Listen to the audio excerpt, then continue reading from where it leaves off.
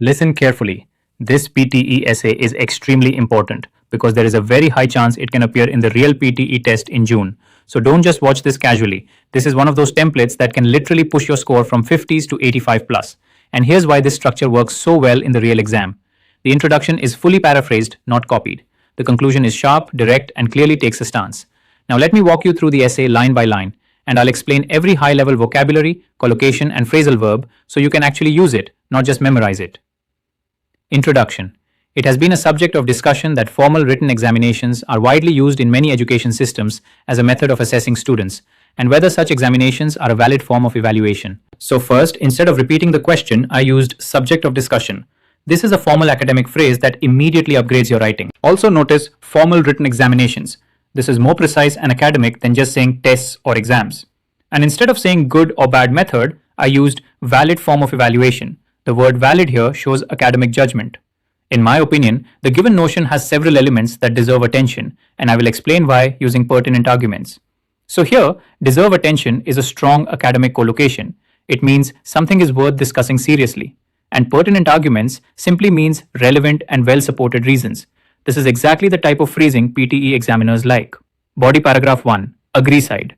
On the one hand, proponents contend that formal written examinations are a reliable method of assessment because they provide a standardized and objective way to measure students' academic performance. Now listen carefully.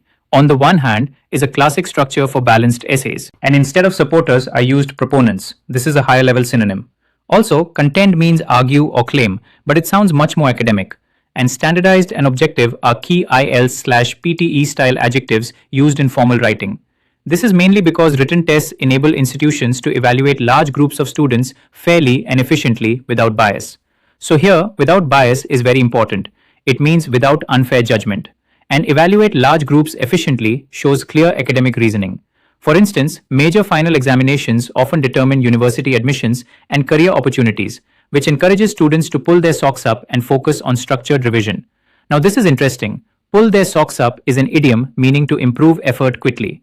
But in academic writing, you can still use it in examples or spoken explanation like this.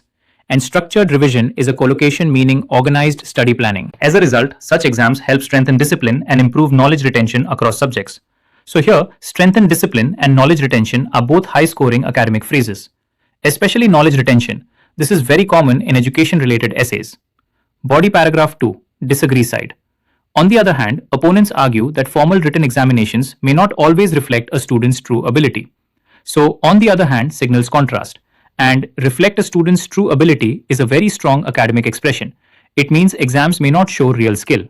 This is because some students experience exam pressure that prevents them from performing at their actual level. So here we are talking about exam pressure, very common issue. And performing at their actual level means showing their real potential. In my experience, during school assessments, I noticed that rote learning often helps students score well, but it did not necessarily reflect real-world application skills, especially in creative or practical subjects. So this is your personal example. Rote learning is a key academic term. It means memorization without understanding. And real-world application skills is a very strong phrase showing practical ability. This is exactly what PTE wants, comparison between theory and practical skills.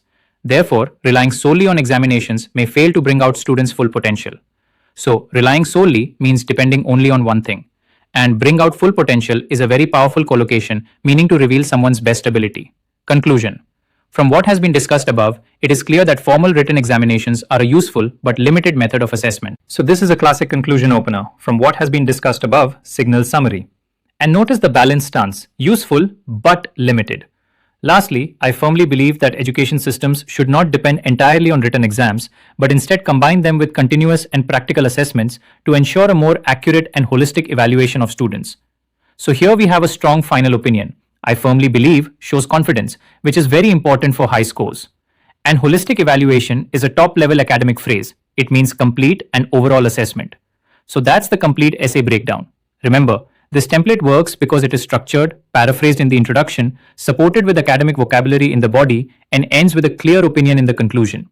If you practice this style, you are already thinking like an 85 plus PTE writer. I'm Malcolm, and if anyone needs PTE coaching, you can contact us by calling the numbers mentioned on the screen.